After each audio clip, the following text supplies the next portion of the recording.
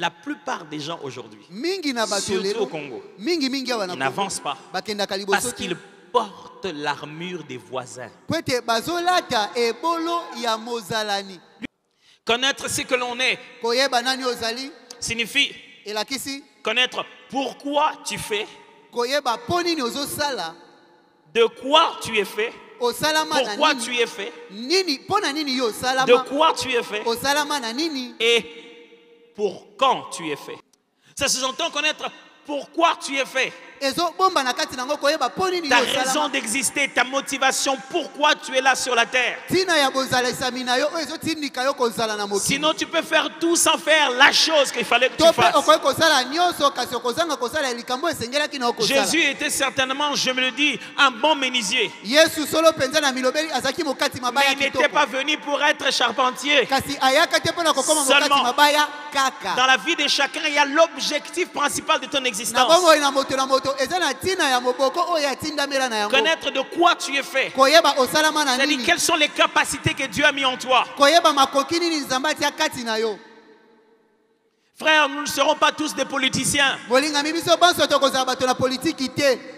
Nous ne vendrons pas tous des habits dans un supermarché. Dans les témoignages que vous suivez chaque fois avant de commencer ici, le frère Morgan qui commence à témoigner en premier. Et déjà j'ai commencé juste ma petite quincaillerie quelque part. C'est bizarre de voir l'être humain veut croire à l'évolutionnisme darwinien. Et il ne veut pas croire que son ligablo deviendrait supermarché. Il veut croire à l'évolution du singe qui devient un être humain. Et il ne veut pas croire que sa vente des braises peut devenir quelque chose de plus grand. Avancer ne veut pas dire quitter ton domaine pour un autre. Avancer veut dire découvrir des dimensions supérieures de ton appel. Écoutez-moi, si personne n'a jamais fait ça, toi, fais-le. Pour quand tu es fait? Frères et sœurs, nous ne réussirons pas tous et nous n'avancerons pas tous au même moment. La plus grosse erreur de la vie, c'est de rater son temps. Quand ton temps arrive, tu dis hey, qui sait si c'est pour de temps comme ceux-ci que l'Éternel m'a amené sur terre. Rater son temps, c'est comme rater une sortie. C'est comme rater une sortie. Si c'est la seule voie qui t'amène à cette destination, et toi tu as raté la sortie. La vie est remplie d'embouteillages que c'est difficile de tourner comme ça. Il faut aller attendre une autre opportunité. Frère, nous ne sommes pas tous faits pour le même moment. Et toi, tu es fait pour ton temps. Mais la question est, est-ce que tu connais ton temps? Ton temps ne signifie pas le jour où, par un coup de chance, tu gagneras 10 milliards. Ton temps signifie le moment que Dieu te donne un ordre pour que tu te positionnes comme il veut.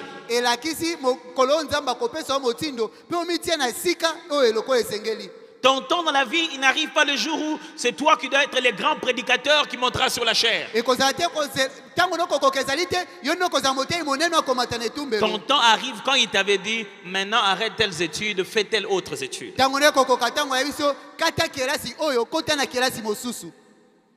Quand tu n'as pas pu saisir ce temps-là, quand ce temps-ci arrivera, ça sera le moment qu'il faut. Mais tu ne seras pas l'homme qu'il faut. Ce n'est pas à moi de vous dire qu'avant le temps, ce n'est pas le temps. Après le temps, ce n'est pas le temps. Pasteur, comment on découvre ce qu'on est? Ce n'est pas maintenant que je vais tout dire. Mais je vous propose de passer du temps dans la prière. Parce que tu n'es pas un être qui s'est créé. Tu es un créateur qui sait pourquoi il t'a créé. Je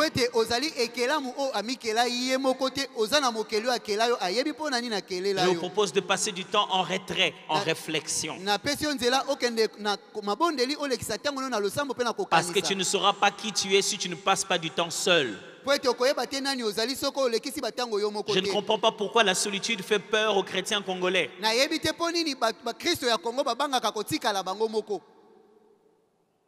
Reste seul. Tu veux avancer dans la vie? Tu dois apprendre à avoir des moments. Dans la journée, dans la semaine, dans le mois. Où tu es seul. Pas avec les téléphones. Avec les téléphones, tu n'es pas seul. Compte le nombre de gens que tu as dans ton répertoire. Plus le nombre de gens qui ont ton numéro de téléphone et que toi tu n'as pas enregistré les leurs. Ils sont tous avec toi là où tu es. Si tu veux être seul, mets ça de côté. Je vous propose aussi d'évaluer, de vous évaluer personnellement. Mais de demander aussi l'évaluation des autres. Après avoir fait une bonne évaluation, vous dites voilà ce que j'ai découvert. Soyez humble pour demander aux autres. Que penses-tu de ma façon de faire ceci? Quand on est ensemble, que penses-tu de moi? On va poser cette question aux amis. Puisque les ennemis ne te répondront pas, alors ne néglige pas même leurs reproches. Ce que les gens qui ne t'aiment pas disent n'est pas toujours faux. C'est simplement amplifié. Écoute-les aussi. Dis, parce que tes ennemis sont le seul à te voir comme ça. Tes amis ne te regarderont jamais comme ça. Alors si tu as peur qu'on te détruise un jour, tu ne puiseras pas sagesse, c'est l'ami. Tu puiseras sagesse, c'est celui qui pense te détruire un jour. Alors pose la question et observe les critiques. Et après, confronte-toi à la réalité. Tu veux savoir qui tu es? Tu ne le sauras pas en retraite. Tu le sauras dans la vie réelle.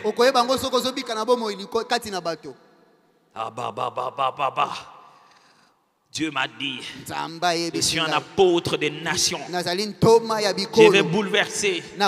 C'est pourquoi je reste dans sa présence. Et puis l'apôtre, tu le seras où?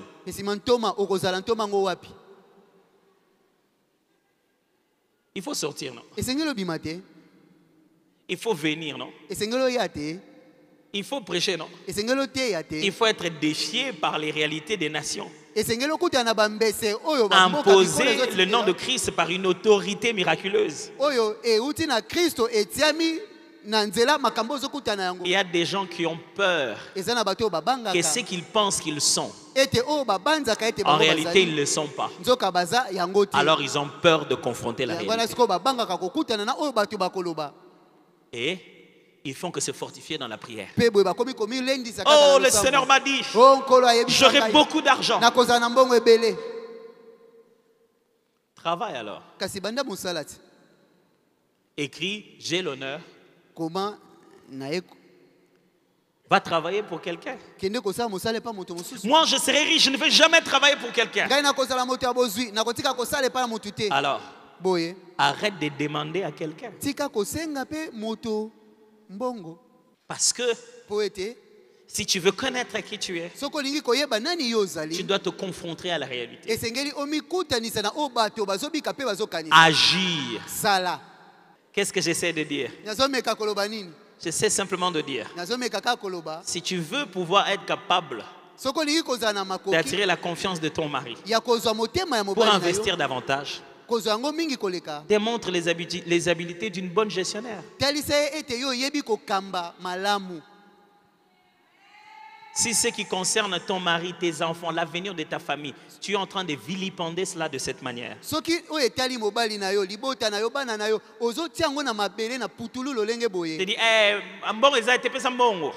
il n'y a pas d'argent. Moi, j'ai besoin d'argent.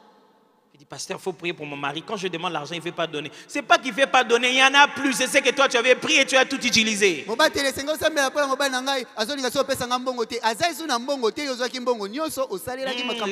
Les hommes, quand ils disent qu'ils n'ont pas l'argent, ils en ont toujours. Non, ça c'est la banque. Alors, quand on a donné, avec le peu que tu as, qu'est-ce que tu peux faire? Et enfin, une des autres causes, l'entourage compte pour beaucoup. Le texte le montre encore. Celui qui veut réussir sélectionne bien son entourage. Frère, pourquoi tu n'avances pas? Tu es dans la mauvaise barque. Tu es dans la mauvaise voiture. Les mauvaises compagnies corrompent les bonnes mœurs. Ce n'est pas toi qui n'avances pas. Tu cours dans tous les sens. Mais tu cours dans un bateau qui est stagné. Le milieu où tu es n'a pas ça comme destination. Il faut être au bon endroit, entouré de bonnes personnes. Tu veux avancer. Dis-toi, je suis où? Pourquoi tu n'avances pas? Ceux avec qui tu es. Dieu dit ça à Abraham. Ok, bon, Abraham, il faut que tu te sépares de l'autre. Frère, il y a des destinées quand vous les mettez ensemble, ils commencent à se bouffer. Je ne sais pas si tu me comprends. Il y a des gens avec qui vous ne pouvez pas rester ensemble parce que vous êtes trop pareils ou vous êtes seulement trop opposés. À force de rester ensemble, vous faites du mal. Membre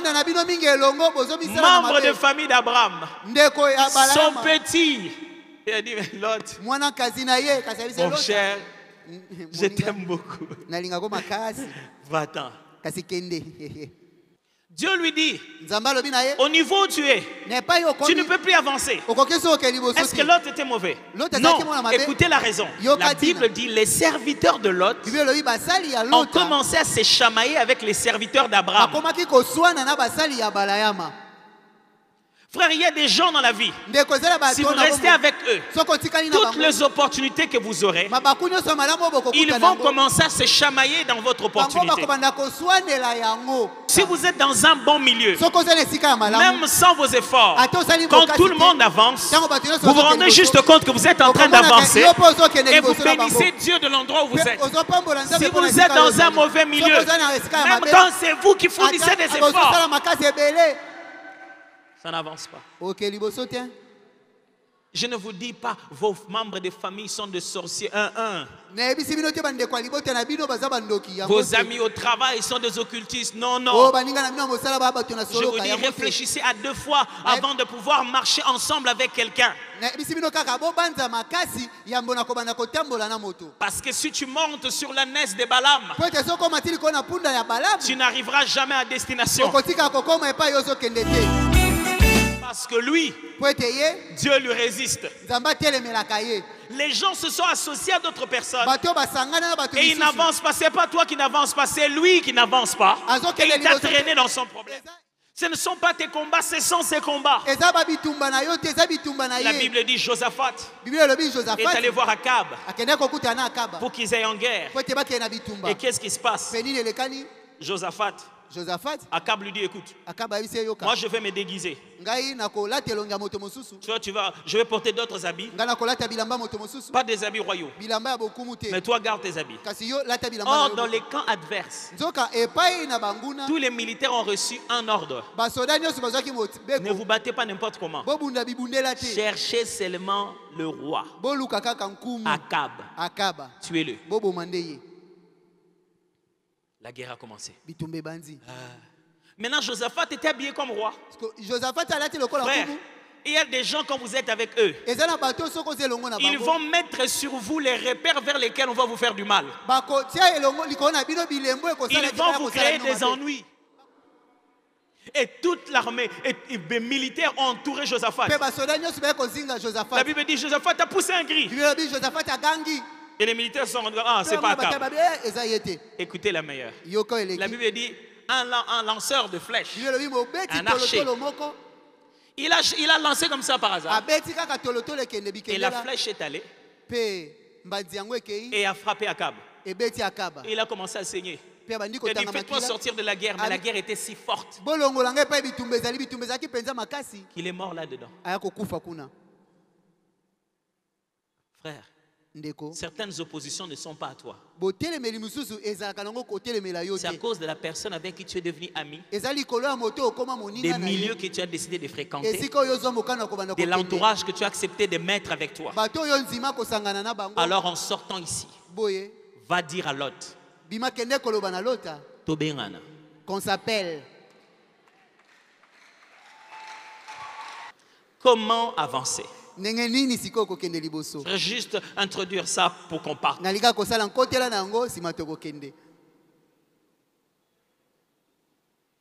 Ésaïe chapitre 43, versets 14 à 21. Je ne vais pas tout lire, on va lire demain.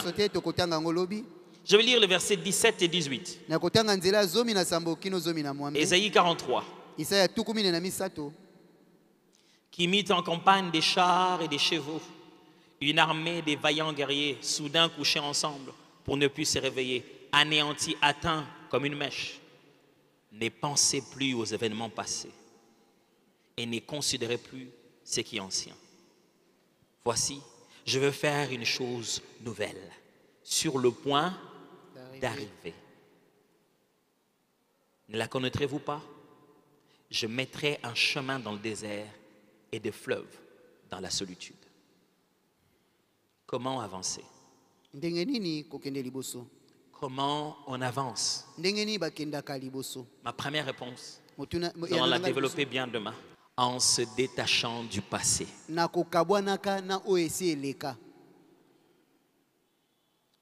Beaucoup de gens n'avancent pas parce qu'ils portent une lourde charge de leur passé.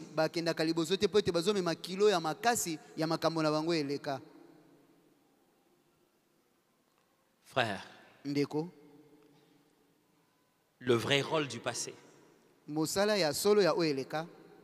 c'est de nous servir à la louange et à la sagesse. Le passé nous sert à puiser de la gratitude pour louer Dieu.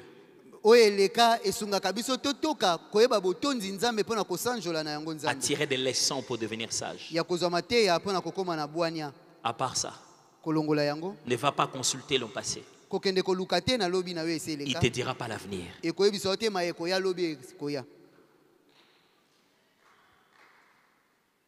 Si tu n'avances pas aujourd'hui, c'est parce qu'hier tu avais échoué une fois. Et tu es entré dans une pente glissante. Tu commences à croire que ceux qui ont échoué échoueront toujours. Ce qui n'a pas marché ne marchera pas toujours. Oh, j'ai encore eu ce songe-là. Quand j'ai ce songe-là, c'est comme ça que je perds mes bébés. Donc je vais encore perdre mes bébés. C'est ce que le diable met dans ta tête. Il te rappelle le match où tu as perdu. Il dit, tu vois, tu te souviens quand tu avais perdu? Dis-lui, ça c'est le passé. Écoutez-moi mes frères, le passé est vraiment passé. Et Dieu est sur le point de restaurer Israël. Il veut leur faire avancer plus loin. Il envoie le prophète, il dit, tu dois débloquer un truc dans leur tête. Dis-leur, je ne veux pas que vous puissiez regarder derrière. Derrière, qu'est-ce qu'il y a? Dieu dit, derrière, j'ai fait des miracles. Même les miracles que j'ai fait hier, c'est passé. Même les exploits du passé sont passé. À combien plus forte raison alors les échecs du passé? La preuve que tu as décidé d'avancer, c'est ta capacité à tracer une ligne avec ton passé. Si tu ne le savais pas, ce qui est passé est vraiment passé. Ton passé fait partie de ton histoire et non pas de ton avenir. Tu veux avancer, tu ne veux pas reculer. Quand ton passé te dérange, c'est que tu ne vis pas encore aujourd'hui. Le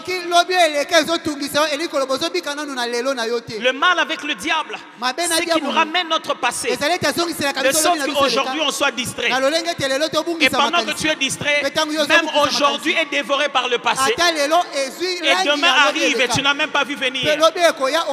Et chaque fois que tu ne sais pas vivre aujourd'hui, tu rates l'occasion de vivre le Dieu qui s'appelle Je suis. Dieu est avec toi maintenant. Je me le répéter. Dieu est avec toi maintenant.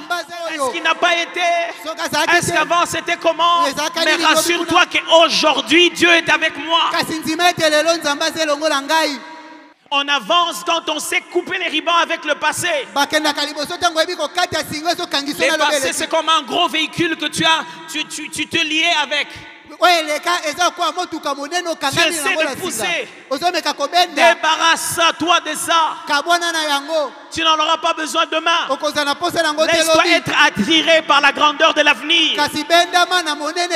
La foi chrétienne ne se vit pas avec le passé. La foi chrétienne se vit avec la couronne à venir. La Bible dit Jésus ayant les yeux fixés sur la rémunération à venir. Nous sommes en train de bâtir l'histoire à venir. Pourquoi tu souffres encore dans ton passé? Pourquoi?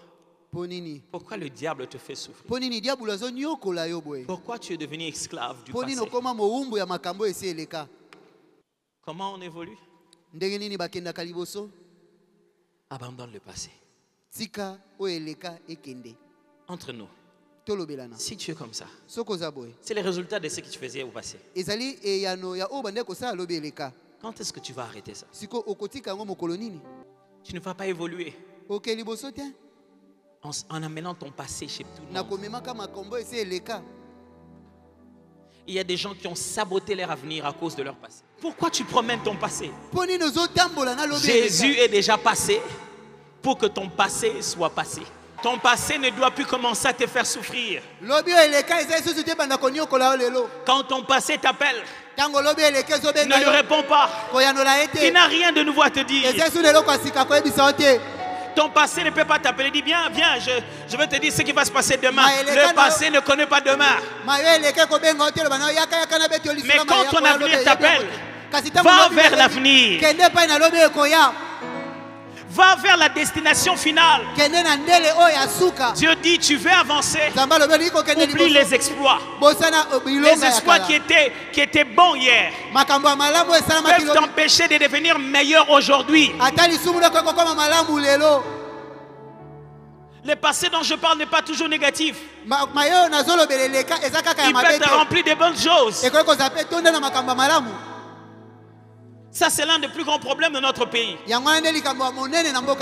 Tu rencontres quelqu'un d'un certain âge, d'une certaine expérience, d'un certain rang social, d'un certain positionnement politique. Tout ce qu'il a de bon à te dire, c'est le passé, les exploits du passé. Et aujourd'hui, il ne fait absolument rien que pouvoir intimider les gens avec son passé. Vous savez, tout ça là, c'est nous qui avons fait. Où est le problème? Le problème, c'est qu'on va où? Et tout ce que vous avez fait, c'est où maintenant? Si tu veux continuer à rester demain, tu dois apprendre à abandonner hier et à commencer à comprendre aujourd'hui. Que le diable ne te montre pas. Celle qui avait échoué hier, c'était une autre créature. Maintenant, tu es devenu une nouvelle créature. Les choses anciennes sont passées. Toutes choses sont devenues nouvelles. Que le monde ne te montre pas. C'est la même peau. c'est le même visage, c'est la même personne. Mais ce n'est plus le même cœur. Ce n'est plus la même destinée. Jésus t'a réellement changé. Il t'a réellement reprogrammé. Tu ne vas plus au même endroit. Est-ce que tu viens de là? Oui. Mais est-ce que tu vas là-bas? Non. Tu vas ailleurs, dans une destination meilleure que Dieu a prévue pour toi. Tu ne vas pas dans ton passé. Tu vas dans l'avenir que Dieu a préparé. Alors quand tu racontes quelque chose qui ressemble au passé, frotte-toi les mains. Frotte-toi les mains. Parce que Dieu t'a donné l'opportunité de jouer match retour. Si tu rencontres les serpents, frotte-toi les mains. Dis serpent, serpent. Toi qui as menti à la femme dans les jardins d'Éden, il était écrit comme ça. Les jours où je te verrai, ce n'est pas pour dire que je vais perdre. C'est plutôt pour dire la descendance de la femme écrasera la tête du serpent. C'est lui qui a perdu avec les serpents dans le passé. N'est pas obligé de perdre avec lui quand on le rencontre à Golgotha. Ton avenir peut être meilleur en Christ. Ce n'est plus moi qui m'occupe de ma famille, c'est Christ qui prend cela en charge. Et il n'a jamais perdu la bataille. Si tu dis ça à Satan, il va regarder dans son passé. Lui qui essaie de te faire peur par les passés, il va avoir peur à cause de son propre passé. Il va se regarder quelque part à la tête. Il dit, hey, les cicatrices que j'ai ici, là, tout ça là, c'est à cause de ce Jésus dont il est en train de parler. Ce n'est pas à toi de te souvenir d'une défaite. C'est au diable de se souvenir de sa défaite. Ce n'est pas à toi d'avoir peur de ton passé. C'est au diable d'avoir peur de ce qui s'était passé. Parce que Jésus, quand il a gagné, il gagne toujours jusqu'au bout. Il est temps d'avancer. Et ça n'a rien à voir si tu es né en République démocratique du Congo. Ça n'a rien à voir si tu as étudié en te mettant par terre. Ça n'a rien à voir si ton diplôme, il est même déjà déchiré. Ça n'a rien à voir si dans ton parcours, tu as eu un enfant pendant que tu ne le voulais pas. Ne te souviens plus des événements passés. Dieu te dit de là où tu es, c'est le moment d'avancer. Écoutez-moi bien. Va dire à Jésus ce soir, je sais comment on coupe l'oreille. Je sais comment on coupe l'oreille. Mais je ne sais pas comment on le remet. Je sais comment je peux commettre mes bêtises. Mais je ne sais pas comment les fixer. J'ai une bonne nouvelle pour vous ce soir. Il y a quelqu'un dans le jardin de Gethsemane qui peut ramasser tes bêtises et les fixer plus rapidement que tu les as commis. Et te dire va et ne pêche plus. Et te dire va et ne pêche plus. Pierre, tu sais comment couper l'oreille, mais Jésus sait comment les restaurer. Ce soir je te parle de Jésus. Il restaure les oreilles même que toi tu as coupées. Est-ce qu'on peut prier pendant un moment, juste une seconde?